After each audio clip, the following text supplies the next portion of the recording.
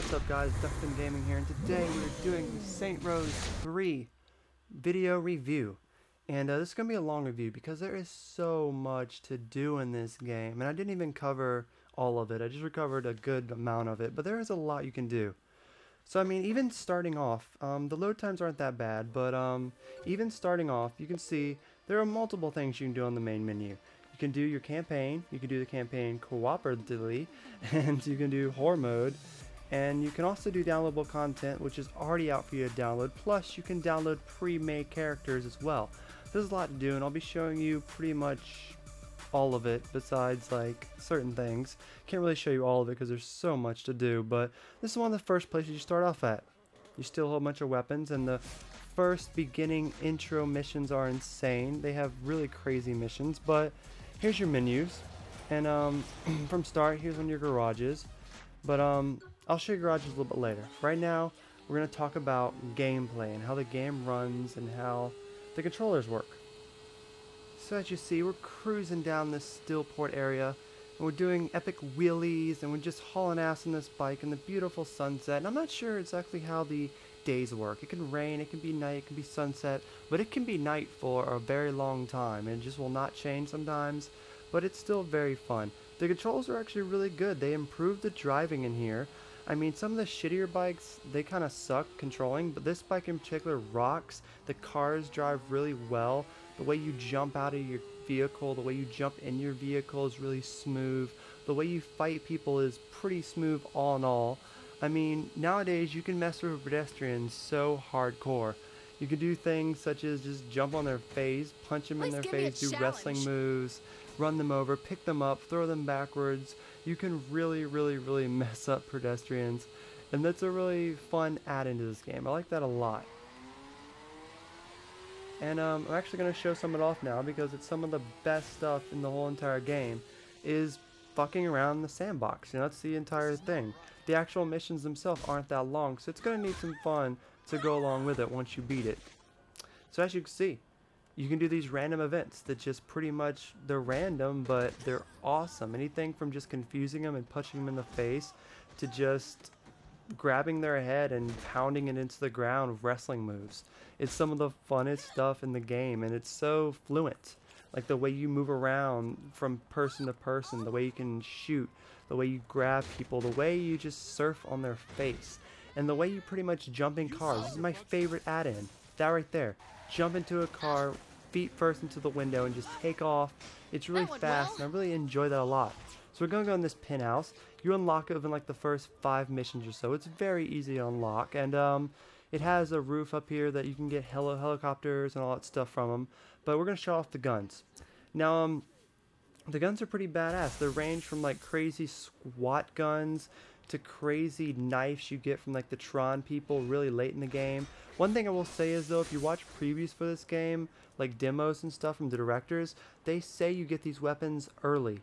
And they say you get stuff like the jets early. But I'll be real with you. You don't get this stuff till pretty much the end of the game. They pretty much lied, and it kind of upset me because I was like expecting to get this stuff early on, and you really don't. But I love that area. Who doesn't love jumping off here and just parachuting down to the ground? It's something that really never gets old for me. I just love dolphin diving off that place and parachuting. But this is one of the main weapons that I really love. You can call in a bomb squad that you aim at them and it just nukes the entire place. This gun's kind of weird though. When I first got it, I had like infinite bullets for it, and now I can only get 2 unless I upgrade it. So I don't know. It's kind of a glitch there. I wish it stayed infinite. But you can actually put in cheat codes. They have many cheat codes. There where you can have like infinite ammo and all that great stuff. So as you see, it's really fluent, from like blowing shit up and punching them in the face, from chopping them with this knife, from just jumping in the car and taking off. This game runs very smooth and it's very epic. Like here's one of the Tron guns. You can pretty much just pull it out and blast them, and it has a cooldown radius, but it doesn't really reload. It just has to cool down.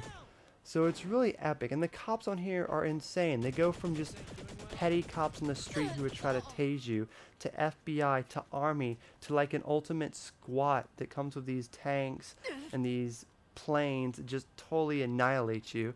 And it's very epic and very fun. And they're actually really easy to get rid of the cops. You pretty much just go to one of your locations and they just disappear and it's done. So it's really simple to do that and get rid of the cops, as you just see. So we're going to show you a little bit of the accessing the crib now. In the access crib menu, you can check out your vehicles.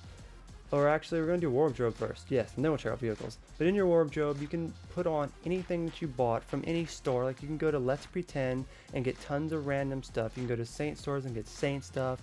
You can go Forever Alone stores. They're called something else, but it's something emo like that. And get totally awesome stuff. You can go nude. You can put rings on. The customization of clothes are amazing. You can do anything from a Genki suit to a pre-suit to a spacesuit to just totally almost nude and to just a normal clothes, and they're just badass. And I pretty much like to go in my bra and underwear, but we can also just go nude, so let's run around nude. The one thing that I would like is a cheat to take away the nude patch. I mean, hell, if you can show titties and Duke Nukem Forever, why can't you just do it on here? But looking at the garage, there's two types of garage. You can pull out anything from cars that I unlocked from just doing missions to AP tanks that I actually got myself to this badass tank that I actually had to capture and take for my own self to a whole bunch of other crap like space or space riders, I don't know what to call that stuff, and also to anything from an ASP, which is like a really amazing old school tank. And so moving on away from the garage area, we look at the weapon catch. And then the weapon catch is where you can put out any weapons from your dildo bat, from your different kind of SMGs, which you can all fully upgrade, from your different kind of rocket launchers that you can go purchase in the gun stores, and you can upgrade and just get totally different stuff, and it's totally all customizable. Anything from our Cyber Burst to our Sonic Boom to our this little gadget that takes control of any vehicle you want, and this radar drone drop that drops nuclear weapons. It's just insane. So one of my personal favorites, the helipad. So the helipad is my favorite, and probably be all your favorites too, because here you can get normal rides and normal helicopters, or you can get the F-69 Volter. That thing is extremely badass. We'll show that off a little bit later. But for now, we're going to show off the Spectre.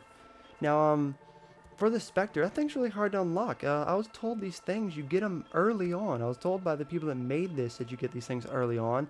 But if you don't choose certain things in certain missions, you won't even get them early on.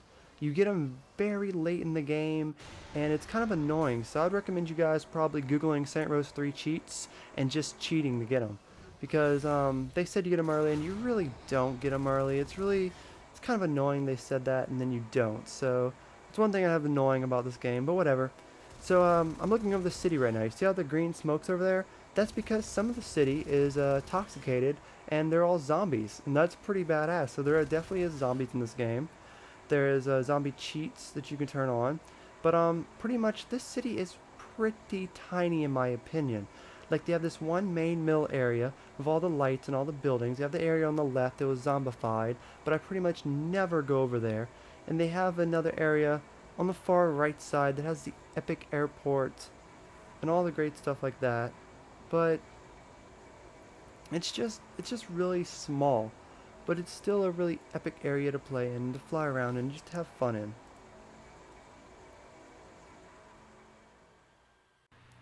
So we make our way to the airport and we jump out like a boss and parachute down here. I actually just want to show you guys the planes in this game because, you know, there's not only jets, there are planes.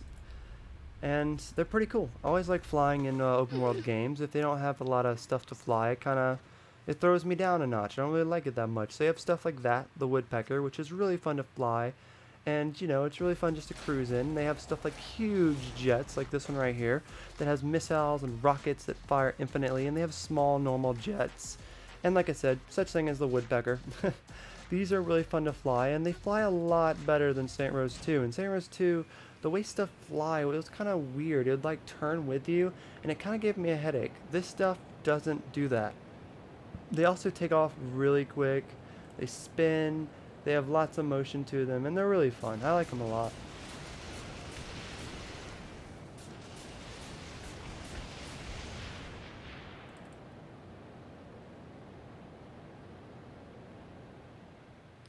So we should proceed on top of this building, do some epic skydiving.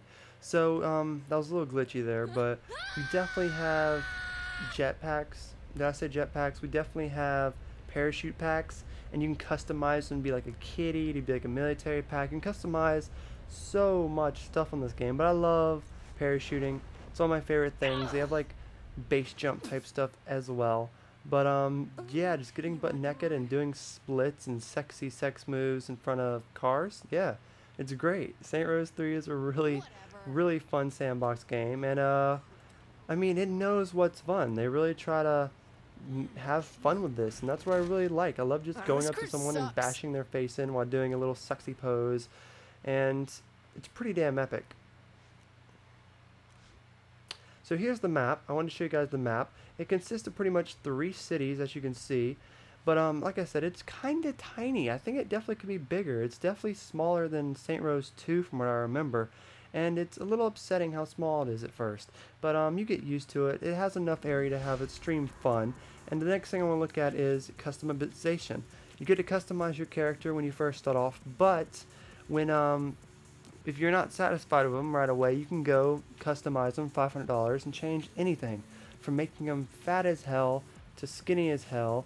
They have a new sex appeal slider, so you can make their boobs or their package as big or as small as you want to. And it's going to be really creative and just change her up just a little bit, give her some pigtails, and paint her face up, try to make her look like Harley Quinn a little bit. But as you can see, there's a lot of customization to it. In my opinion, there's a little too much customization. Like, it's like this. You want to bend in her chin a little bit. You want to move in her forehead. You want to split her eyes, her neck. You want to make her neck a little bit longer, her ears a little bit longer. And I think that's a little too much. It's overkill. I'd rather just select from a whole bunch of different faces and just pick it like that than actually have to push in here, put her nose in, do her eyes bigger, smaller. It's a little too much in my opinion. And it kind of lacks because of that. But if you're one of the persons that really want to create a character like perfect, you can.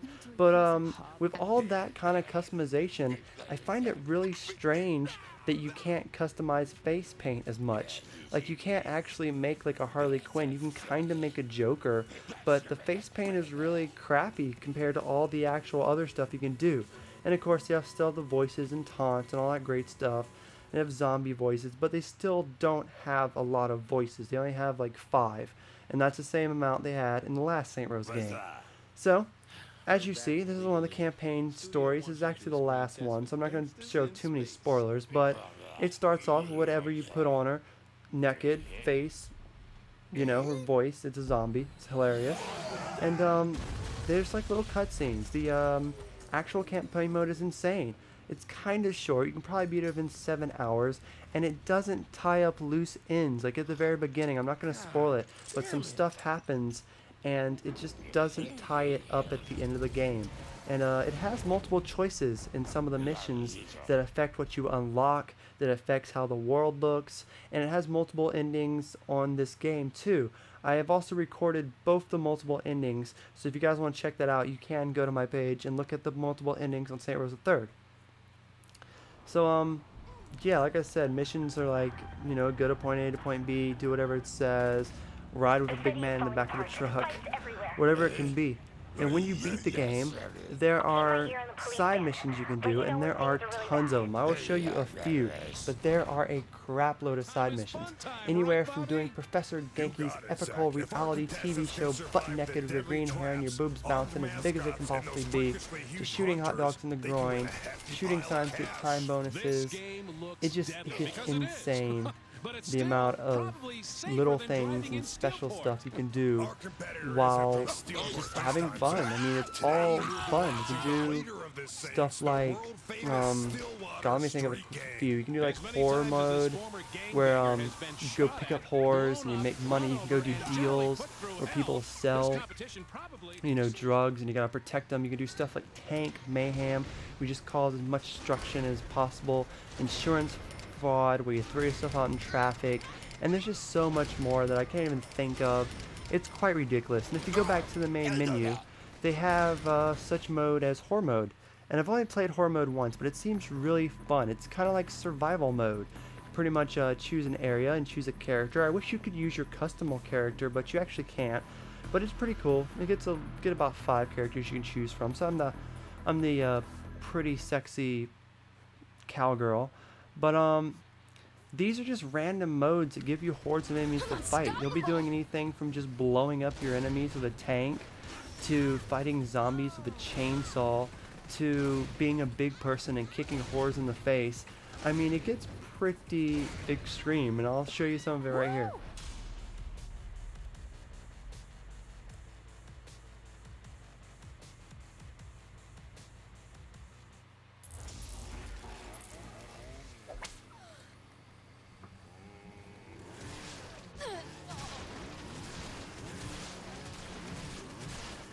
So you see how it does. It pretty much just times you, and you go on until you die, and this is just intense. Zombies, chainsaws, it's just fantastic.